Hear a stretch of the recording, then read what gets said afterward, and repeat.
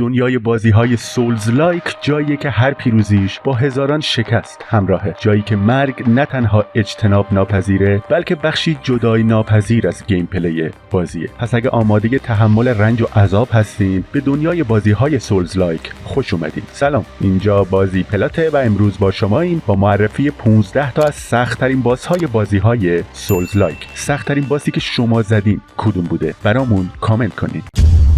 شوالیه آرتوریاس که به عنوان آرتوریاس ابس واکر هم شناخته میشه، یه باس بسیار سخت و DLC بازی دارک سولز 1 که تو منطقه رویال وود باهاش مبارزه میکنین. سرعت و چابکی آرتوریاس میتونه خیلی دردسرساز باشه و اجازه فکر کردن رو ازتون بگیره، اما داش کردن و جا خالی دادن از حملاتش کار خیلی سختی نیست. یکی از حرکات به خصوص آرتوریاس اونیه که میشینه و بعدش پرش بلندی به سمت شما میکنه و دمج زیادی بهتون میزنه. قد خوردن یا حرکت به سمتش به جای دور شدن میتونه شانس جاخالی دادن قبل فرود اومدنش رو افزایش بده. من ایتر یکی از سخت‌ترین بازها در بازی دیمن سولز محسوب میشه. طبیعت تهاجمی، حملات قدرتمند و فضای محدود مبارزه اونو به یه باس فایت بسیار چالش برانگیز تبدیل میکنه. من ایتر یا ارواح ترکیبی در واقع یه جفت روح شیطانی قدرتمند بودن که احتمالاً نتیجه آزمایش‌های اولد مانک یا راهب پیر باشن. اولد کینگ الانت آخرین باس منطقه بولتاریا پلس در بازی دیمن سولزه، یه مبارزه نفسگیر که توانایی مکیدن روحش خیلی میتونه رو اعصابتون راه بره، اما از ضرباتش میشه کم و بیش جاخالی داد. مبارزه با اولد کینگ الانت نیاز به تمرکز بالایی داره، چرا که کوچکترین لغزش از طرف شما با مجازات سنگینی روبرو میشه. فلیم لرکر یه هیولای بدترکیب یک چشم و غول پیکر آدم نماست که تمام بدنش با آتش پوشیده شده و چنگالهای قدرتمندی داره که میتونن شوک‌های انرژی پرتاب کنن. این هیولا همچنین میتونه تا فواصل خیلی دور جهش کنه تا با دو دستش هدف رو محکم بزنه و دمج زیادی بهتون وارد کنه. درسته که حمله‌های آتشین و روحیه تهاجمیش میتونه مقابله کردن رو باهاش سخت کنه، اما الگوهای رفتاریش کاملا قابل پیش بینیه که میتونیم با به خاطر سپردنشون مبارزه باهاش رو راحت تر کنید.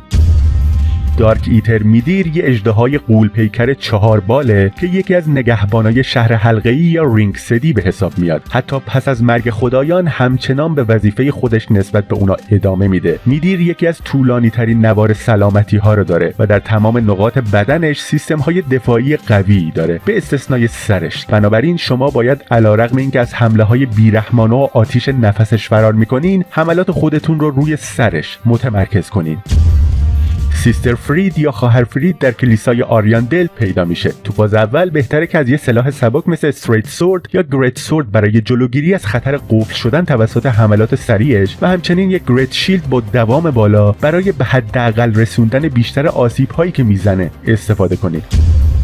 گادسکین دوو یه باس فایته که توش باید همزمان با 2 تا باس به نامهای گادسکین اپاسل و گادسکین نوبل که یه نوار سلامتی مشترک دارن مبارزه کنید. همچنین این باس فایت اختیاری نیست، چرا که برای پیشروی بیشتر در بازی باید حتما اونا رو شکست بدید. مشکل کار اینجاست که یکی از باس ها همیشه اون یکی رو تقریبا بلافاصله پس از مرگ احیا میکنه. این به این معنیه که شما تقریبا دائما مجبورین راهی برای زنده موندن در برابر حملات 2 نفره ویرانگر اونا پیدا کنین که بیشتر فضای محدودی رو که توش باهاشون مشغول مبارزه هستین رو پر میکنه.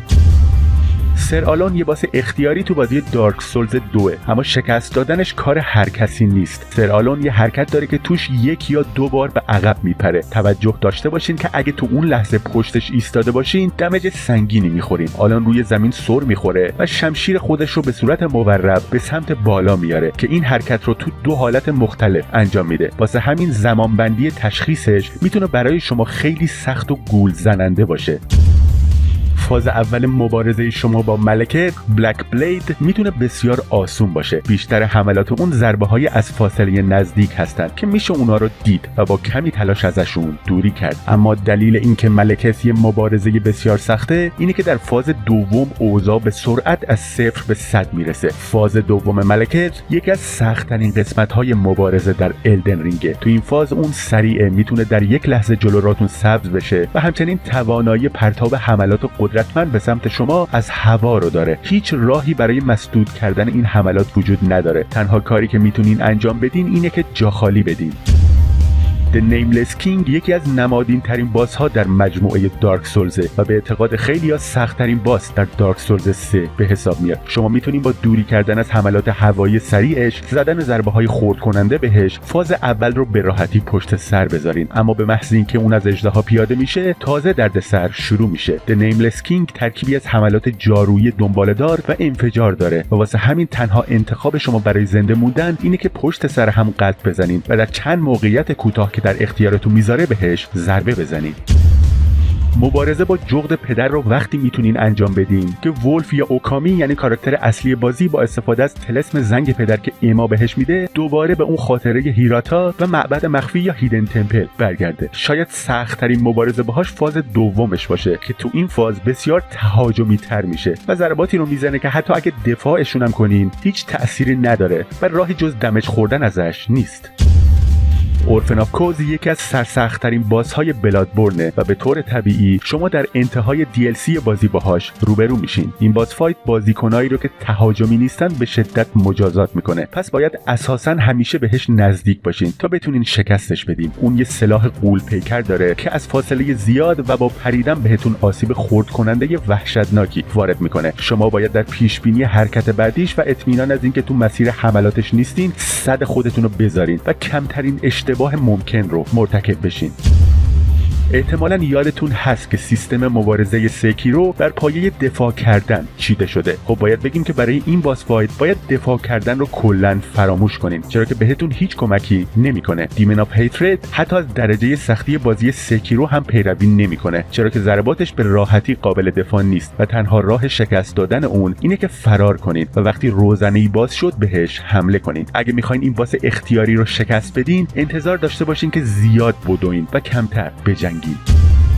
ملینیا یکی از بازهای پرطرفدار بین طرفدارای بازی‌های سولز لایکه. این مبارزه در ظاهر ساده به نظر میرسه اما بسیار چالش برانگیزه. ملینیا میتونه به راحتی با حملات خودش سلامتیش رو بازیابی کنه و چندین ضربه از راه دور خطرناک و ضربات ترکیبی طولانی بزنه. اگه موفق شدین فاز اول رو زنده بمونین اوضاع با شکوفایی گل گندیده پیچیده تر میشه. از این نقطه باید مراقب باشین که آسیب گل گندیده بهتون نگیره و همچنین از حملات جدید ملینیا از جمله ی حمله منطقه‌ای یا ایریال اتک ویرانگر که میتونه به سرعت کارتون رو یسره کنه خوب فرار کنین.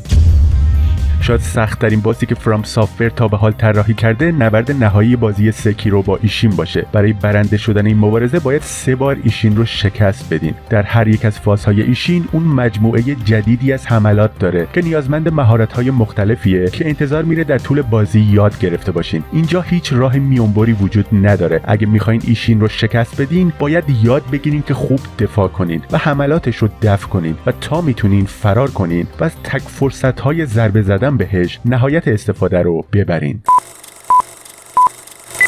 وقتی صحبت از ژانر بازی‌های ترسناک میشه ناخودآگاه یاد بازی‌هایی مثل رزیدنت ایول میافتیم، ولی سری سایلنت هیل بازی‌هایی هستن که لایه‌های بیشتری به ژانر بازی‌های ترسناک اضافه کردن. سلام، اینجا بازی پلاته و امروز با شماییم با 10 فکت جالب درباره بازی سایلنت هیل 1.